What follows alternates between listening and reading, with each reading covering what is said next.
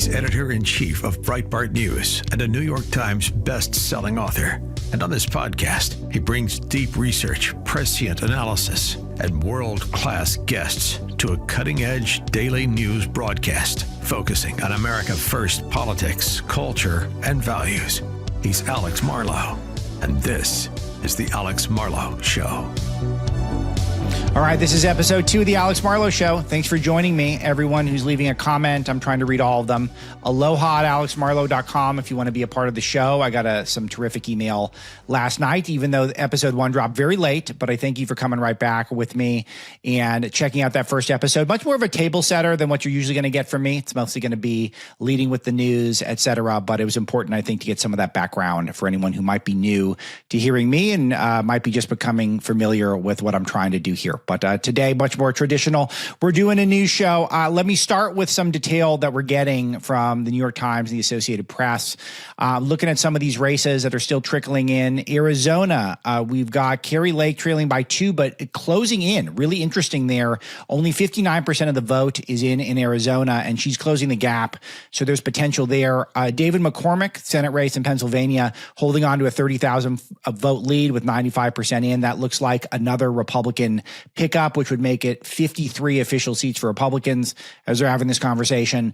It is a really big deal because the difference between 52 and 53 is huge, and it just gets better from there. Some really tight nail-biter races. Looks like Republicans are going to fall short in Michigan and Wisconsin in the Senate, which is why every vote counts. You got to remember, it's get to motivate people to get out there. Even in a landslide victory, there's always more territory you can get from the bad guys on the left.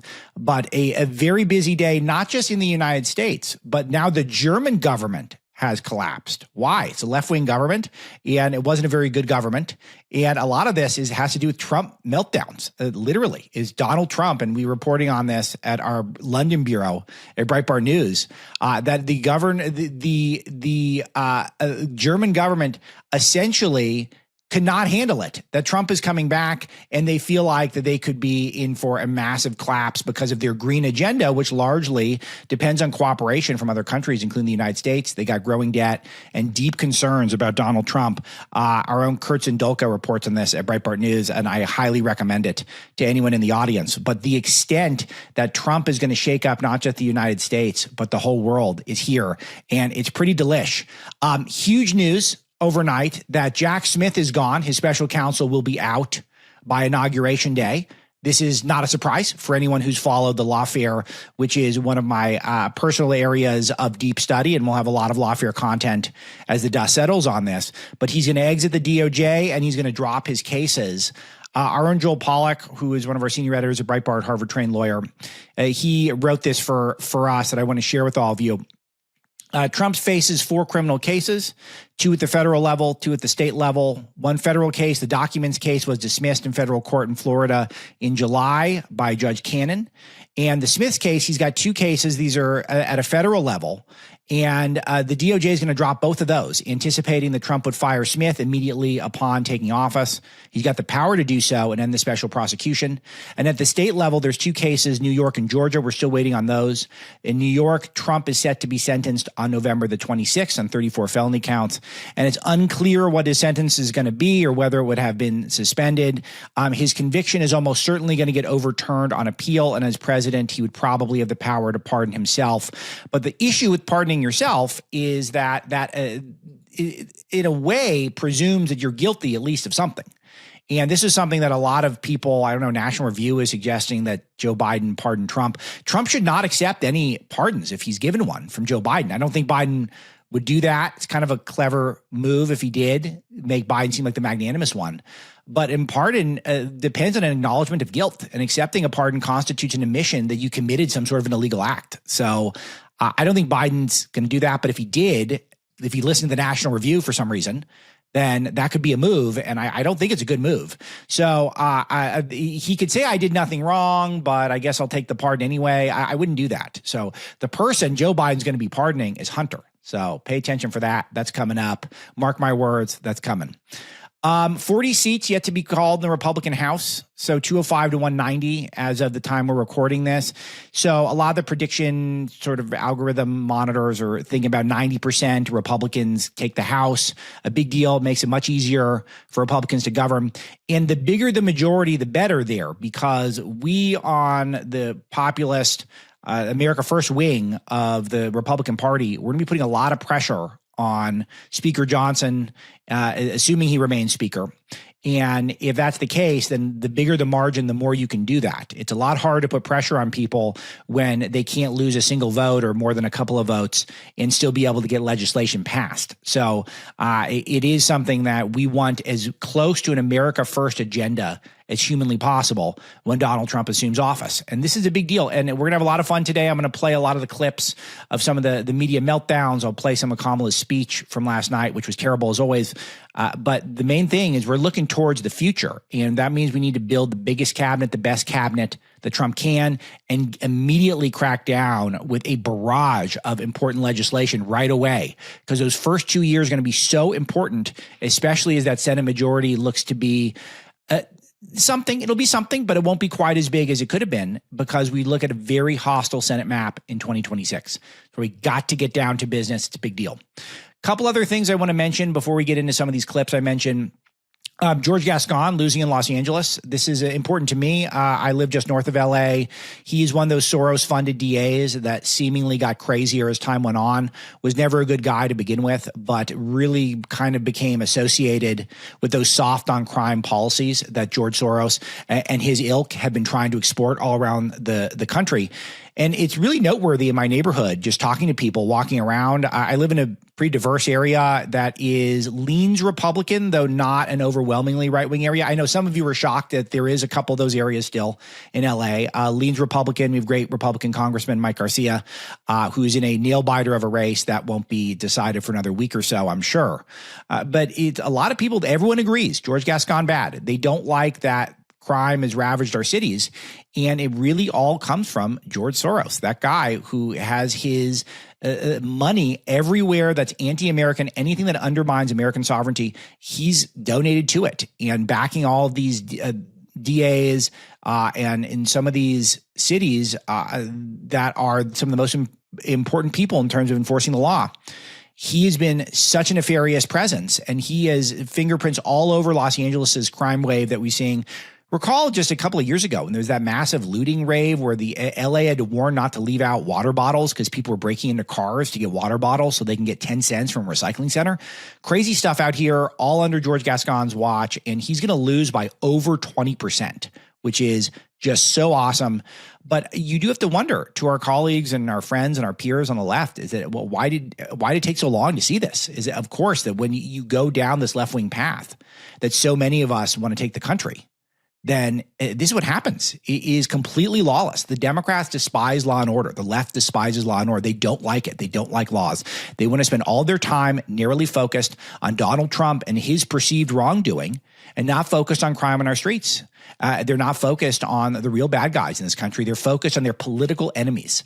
One of the stories of the last 4 years, and I think absolutely one of the things that the Democrats are going to have to figure out soon, if they have any chance of making up any of this gap, bridging any of the gap that we saw in this blowout election for Donald Trump. Okay, other things that are out there. Okay, this is a fun one. The knives are out for George Clooney. So this is really something because Clooney he's not just Hollywood establishment. He's one of Barack Obama's best friends and a political weapon that Obama deployed to try to push out Joe Biden. And people understand the nature of Barack Obama. He's a passive aggressive guy because he wants to be able to go out there and do the folksy thing where he rolls up his sleeve and he takes his tie off and he acts like he's just one of you. It's all an act. It's all for show. And he, of course, is coldly calculating. He, took out many people. There's a lot of body bags in his past, figuratively speaking. And you don't get to be president of the United States and retain power unless you're willing to do that. And one of his tactics is passive aggression. He deploys people, like in this case, he deployed Clooney to try to shiv Biden. And he got the New York Times to do the backing of it. And what's so remarkable is that if Joe Biden had just stayed in the race as he wanted to do, and as I thought he was going to do until the very last second, then you would have seen Joe Biden get all the blame. 100% of the blame would have been on Joe Biden. Now the blame goes all over. The blame goes to George Clooney, to Hollywood, to Beyonce, to Taylor Swift, to Barack Obama himself, all people who are part of this coup that ousted Joe Biden. And thus, now it's shared responsibility for the Democrats, which is so great for us because they would have loved to have just say, hey, it was Joe's fault. He was too old. He thought he could run. He couldn't run. His jaw fell out of his head. He can't tell the difference between his wife and his sister. He keeps sniffing kids. He keeps biting babies. And that's why we lost. If Joe had just stopped biting babies, then we would have won. And they could have done that. They can't do that now. Now they get to point the finger at everyone. And that's what's so glorious. And we get to witness all of it. We caught a clip of Nancy Pelosi at a press conference, and she was not in good spirits. I'm going to play this one here. There's no point in saying good morning because it certainly is not one. One more. I got to do one more time. No point in saying good morning because it certainly is not one.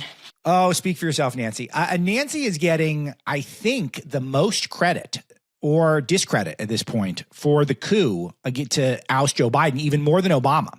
This has been Mark Halpern's reporting, who, as far as I can tell, has been pretty much on the money throughout this election. He said she was the one who really backed it the most.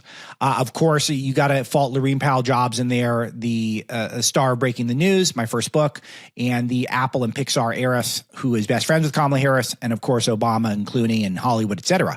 But Pelosi was the one who really got the job done. She is the one who she is the action person on the Democrat side of the aisle.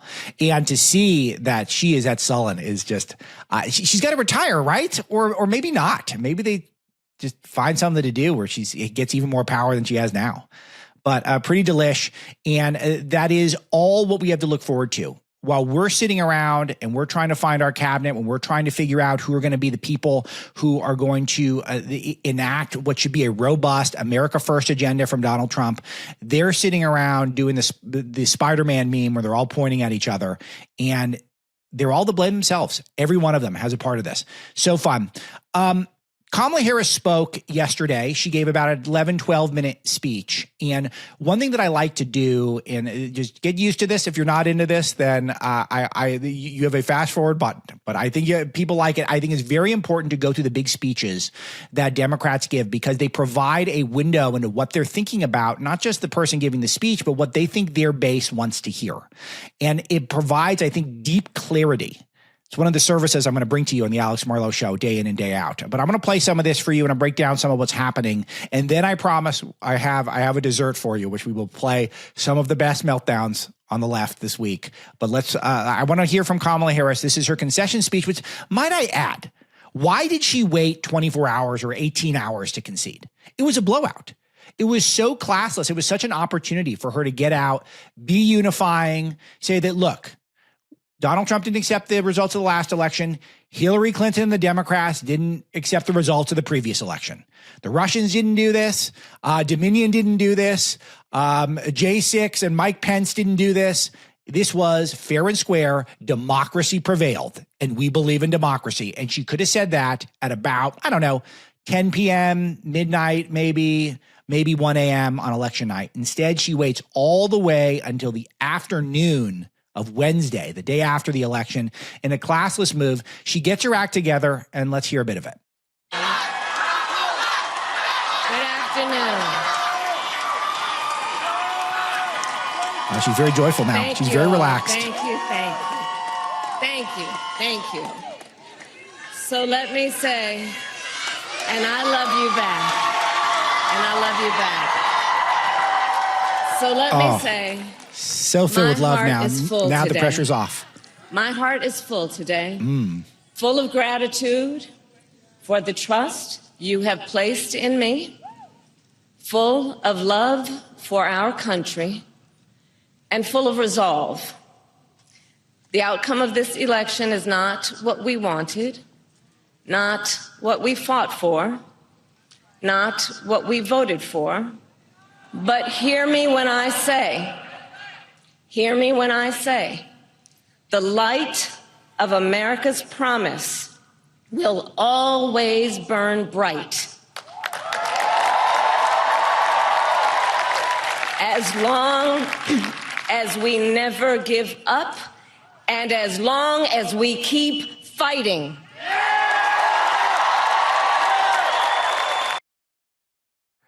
It's all platitudes so far. She's not saying anything. She could have all said this the night before. And it's starting to creep in that this is the same woman that called all of you guys fascists. You all support fascists. Her boss called everyone garbage a week and a half ago.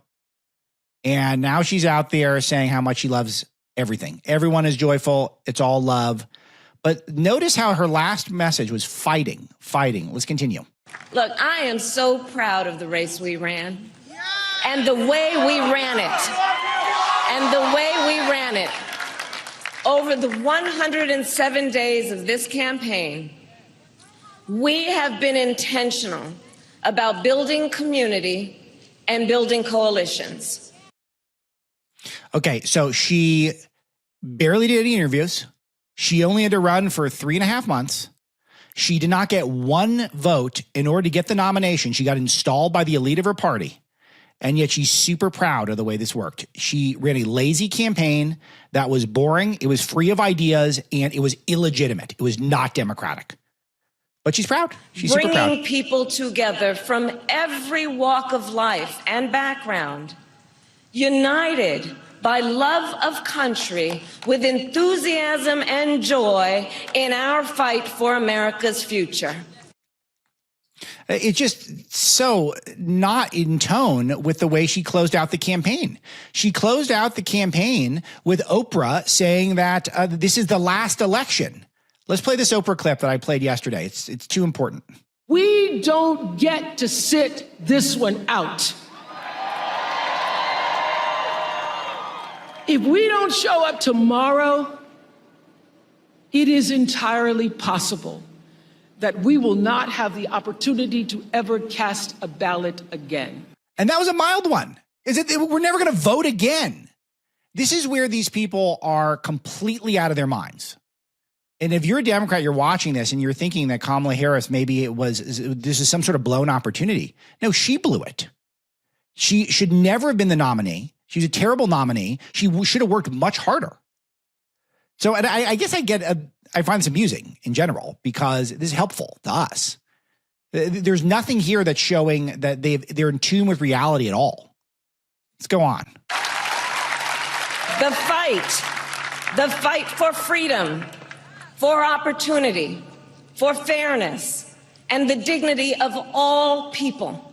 A fight for the ideals at the heart of our nation.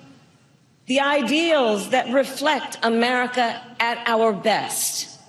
That is a fight I will never give up. She's talking about fighting all the time. I thought when we were in trouble, we shouldn't talk about fighting. The fight for a future where Americans can pursue their dreams, ambitions, and aspirations. Where the women of America have the freedom to make decisions about their own body and not have their government telling them what to do. Snap. We will never give up the fight to protect our schools and our streets from gun violence. We want to protect the schools and the streets from the trendy Aragua gangs that have taken over apartment buildings, Kamala. It's just tone-deaf stuff. There's nothing here. She's nothing. She's nothing. Could you imagine if we had 4 years of this? Could you imagine 4 years of these types of things? As a content creator, someone who's in the news business, I mean, you just bore you to tears. And America, we will never give up the fight for our democracy, for the rule of law, for equal justice, and for the sacred idea that every one of us, no matter who we are or where we start out, has certain fundamental rights and freedoms that must be respected and upheld. Platitude after platitude. Never stops. And we will continue to wage this fight in the voting booth, in the courts, and in the public square. And we will fight. This is with Donald Trump. he said, we fight like hell. And if you don't fight like hell, you're not going to have a country anymore. And we were told that that was violent rhetoric. And then she's out there in the speech, which is mostly classy for her, I guess. But she keeps talking about fighting. This is okay now? We can use that rhetoric? I just want to know the rules. I would like for someone to explain the rules to me so that I can coach my newsroom to make sure I know how to cover this stuff. Because is she crossing a line or not? That's the confusion here. Also wage it in quieter ways, in how we live our lives, by treating one another with kindness and respect, by looking in the face calling us of a fascists and garbage? stranger and seeing a neighbor, by always using our... So this is what's phony baloney, is that I had a wonderful conversation with a couple of neighbors of mine yesterday who voted for Harris, and they're just lovely people, and they sought me out after the pickup for preschool, and they were so warm. They congratulated me, and they just wanted me to help them understand what had happened. And they totally had come to grips with it. They just wanted reassurance that things are going to be okay. They don't agree with my values, what I stand for, but they're curious and they're open-minded. That's how neighbors act in communities in America. What they don't do is they don't go on town halls and they announce that the other side's fascist. They don't call the supporters of the other people garbage. But that's what the Democrats do. That's what the Democrat establishment does. That's what they've been doing. They've been doing this my whole life. And they've got this mean streak in them. And then they have the ability to go out there and act as though that's just business as usual. And the media is in a tough spot because this basket of deplorable strategy has never worked, where you just demonize and attack the other side. So they know they eventually have to be classy, but at their cocktail parties, when they see each other at work, what's considered the currency in the language is to speak as tough about our side as possible, to try to prosecute us, to try to throw us in jail for memes. All the stuff that happened during the Biden-Harris administration. So that was the crimes they cared about. They didn't care about crimes in our streets. All right, let's see how she rounded this thing out. And I'll close with this. There's an adage an historian once called a law of history, true of every society across the ages. The adage is, only when it is dark enough can you see the stars. I know many people feel like we are entering a dark time, but for the benefit of us all, I hope that is not the case. But here's the thing, America, if it is, let us fill the sky with the light of a brilliant, brilliant billion of stars. The light of optimism, of faith, of truth, and service. This is it. The end of the platitudes. All right. I'll put you all out of your misery at this point. I mean, that was not a speech at a elementary school commencement. That was her signing off of a presidential campaign. I mean, would the language be any different if she was speaking at 6th grade graduation? That's the exact message. Even if it feels dark, then, you know, that's when the stars are sharp brining. The stars shine brightest. He's got nothing, no ideas, just platitudes, emptiness. She smiled. That was nice, but it only goes so far. Smile's not going to bring down the price of groceries, Kamala. By contrast, Trump's speech, which I'm not going to play any of it, but my favorite part about Trump's acceptance speech was it was kind of hardcore. It was like he'd been there before. It wasn't kumbaya. He wasn't making false plays to unity. I would love to see unity. But the most important thing I would like to see is a restoration of those core American values. In God we trust, e pluribus unum, liberty, First Amendment, Second Amendment. I'm going to be talking about that virtually every show that's going to come up. When America is moving towards those values, then America is in the right spot. When America is working against those values, then we're not going to the right spot. And all of those are under assault from the left, including in that speech. Kamala mentioned that she wants to keep our cities free from gun violence. Well, that's not locking up violent offenders. That means banning guns from the law-abiding, in her view.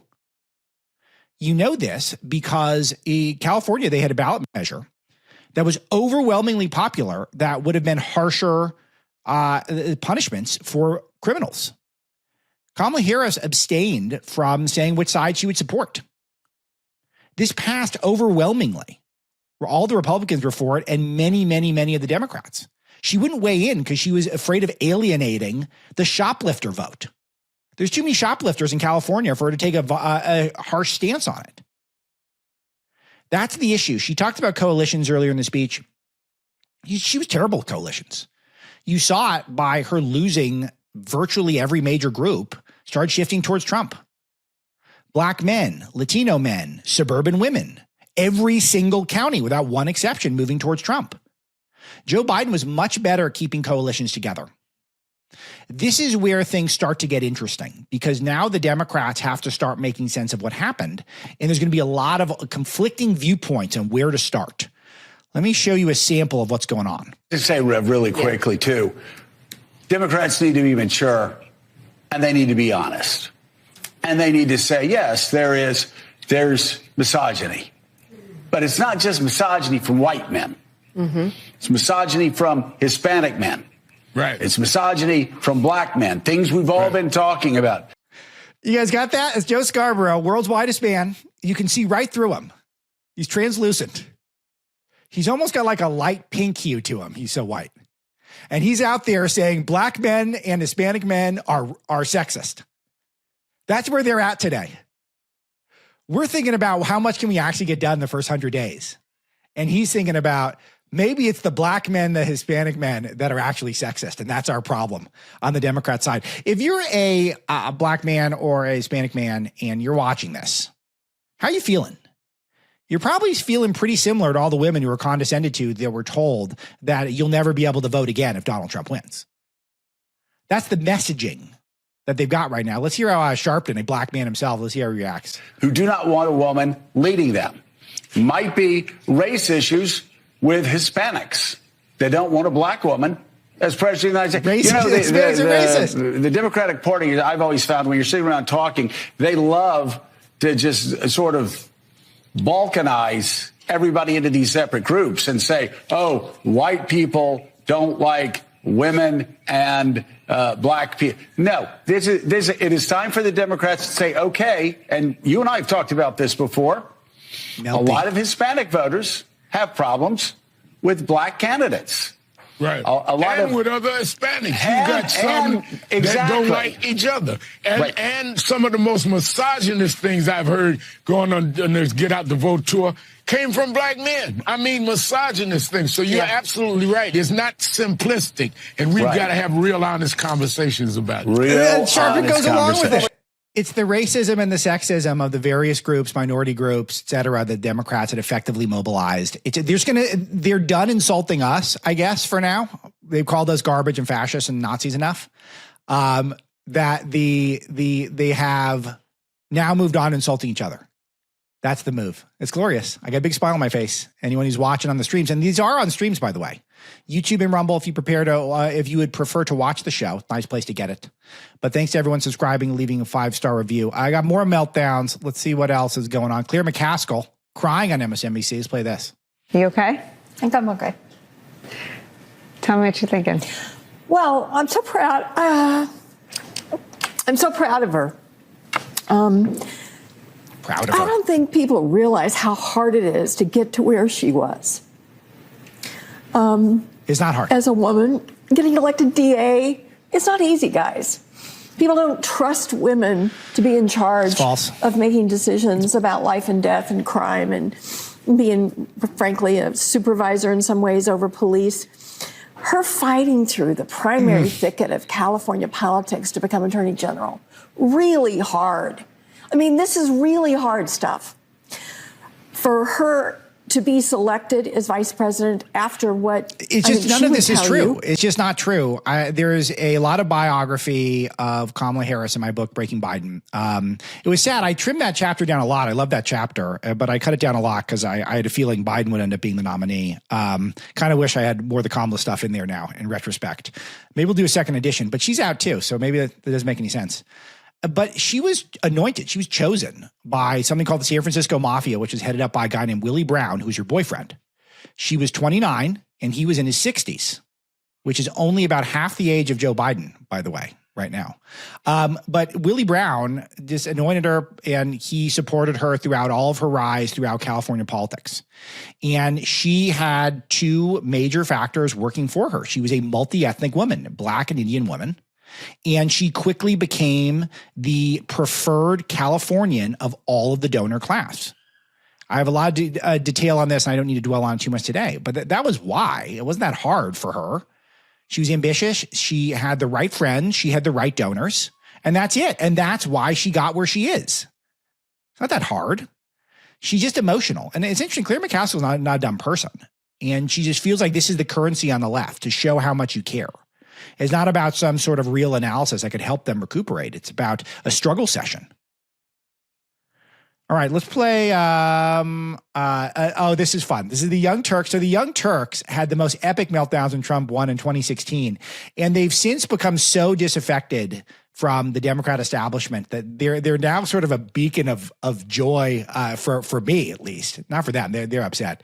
But there's certainly content on the YouTubes. Let's play this.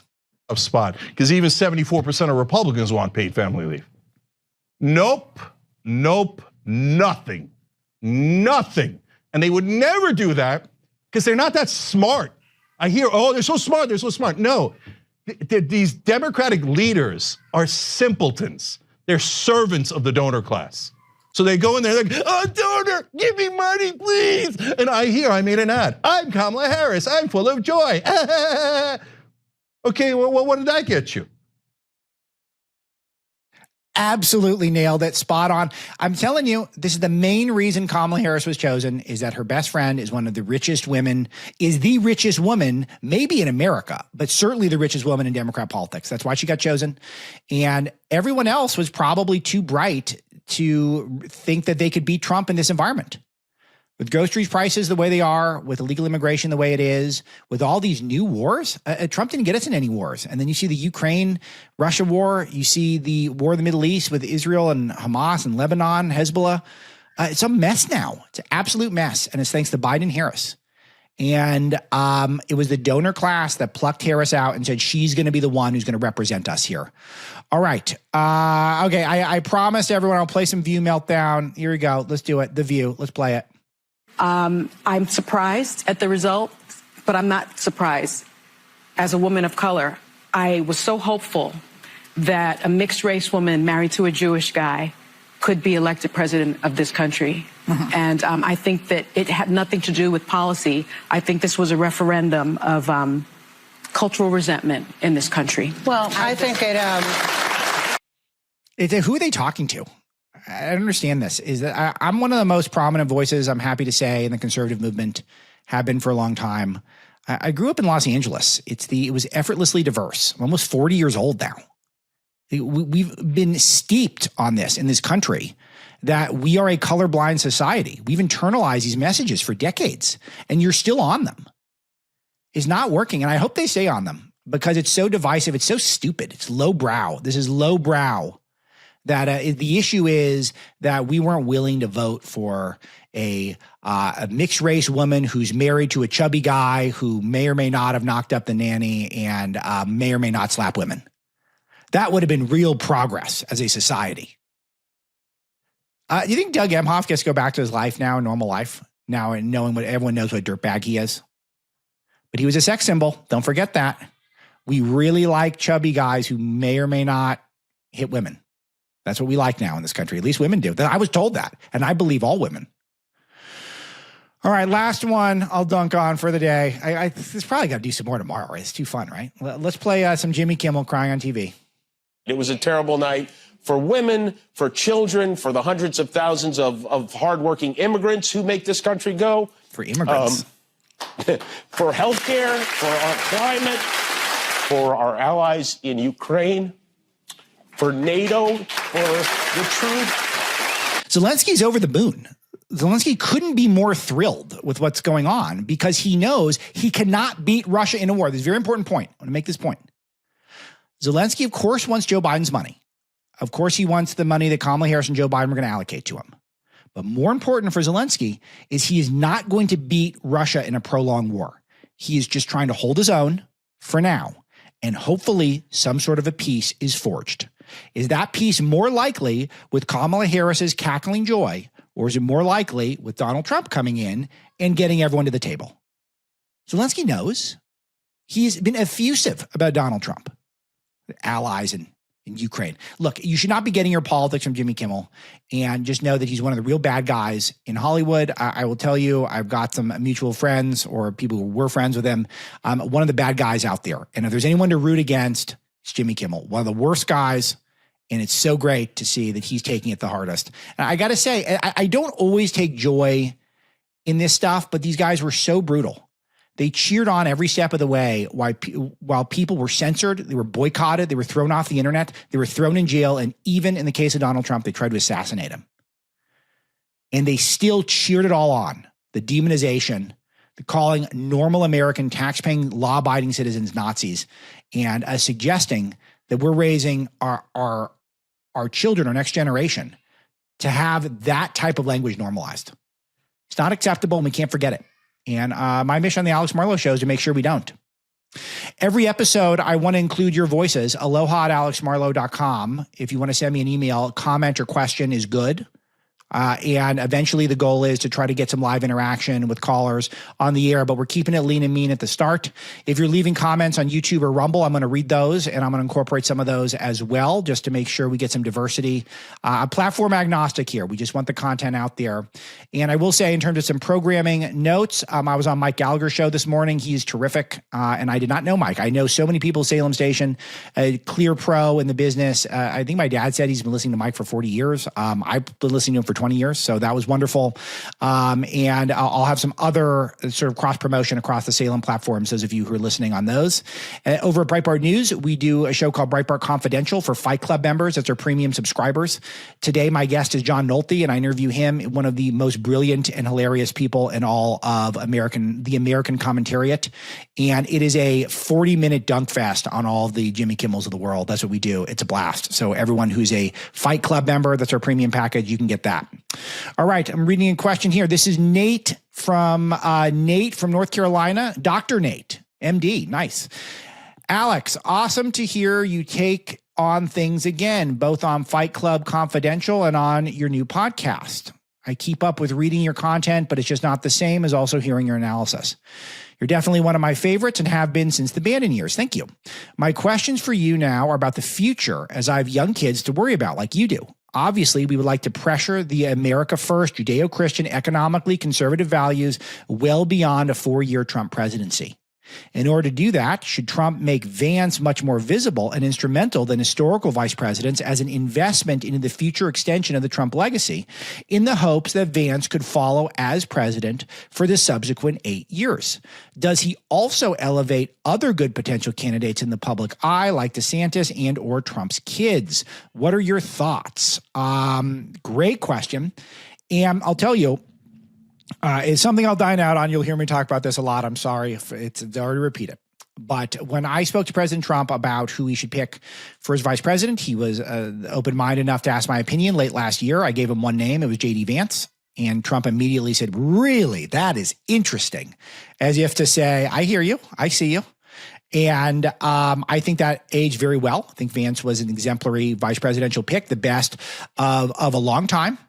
And I think that what is truly remarkable about this pick is it future-proofs the party. I think it may even, and I hope to God I don't ever eat these words, it could even make Trump less of a threat to be assassinated. Because J.D. Vance has got the same values Trump has internalized, and he's clearly fearless. You see the way he walked in the lion's den day after day. So it is quite a possibility that we have a very natural successor for President Trump and his legacy, which Trump did not have until 2-3 months ago. He did not have an obvious heir to his legacy. The first person that would come to mind is Don Jr. Tucker's doing an amazing job, but Tucker is a true iconoclast. He's on his own. So it's hard to know who is going to really take the mantle. Of course, Bannon's got all this stuff internalized, but he's not a young guy. I mean, who is going to be the next person to step up and become the face of the America First movement? And obviously, we have a front runner at this point, and that's extremely heartening. J.D. Vance, who was the right pick and now is going to be there. That said, there's this curse that very few vice presidents actually end up becoming president. They get nominated and they lose. So you can't count your chickens, but I think that's part of why Vance was the right pick. Don Jr. is also really matured. He was always great, and he's only gotten better.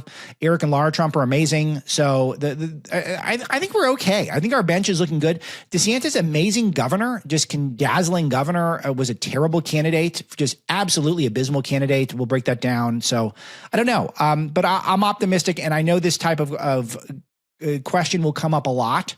But let's feel good and let's feel positive, not just about the Trump win, but the elevation of Vance, which was the right call. All right, we'll only do two today. Pete from Massachusetts. Alex, I'm looking forward to the new show and excited to hear that you're back in this format. I listened last night to episode 1. Your analysis was spot on. I have 2 questions for you. First, moving into the next Trump administration, what do you think the most important priority is beside the border, which I think we agree on needs to be addressed on day 1? Second, I think what undermined Trump's administration first go around was lack of staffing and appointments. Do you think this has been solved for 2024? Who leads the transition team for immediate success on January 20th, 2025? Good luck. Okay. I'll take these in reverse order. Who leads a transition team? Everything I'm told, I'll expand on this when I have a little more time, is the most important people in the Trump transition to this point are J.D. Vance, great news. Donald Trump Jr., great news. Howard Lutnick, a new name that might eventually be taking a recessed role, but he had a big blustery speech at the Madison Square Garden, a longtime Wall Street guy, Trump ally. And I don't know much about Lutnick, but I've heard nothing bad about him. And whoever will be the incoming chief of staff. And we don't know who that is. We might know in the next couple of days. And when we do, maybe I'll give a more expanded version of that. Okay, what undermined Trump's staffing was appointments. Appointments were terrible. He didn't know enough people, and he appointed a mediocre cabinet the first time around. So he's got to fire everyone who's bad, which is pretty much everyone.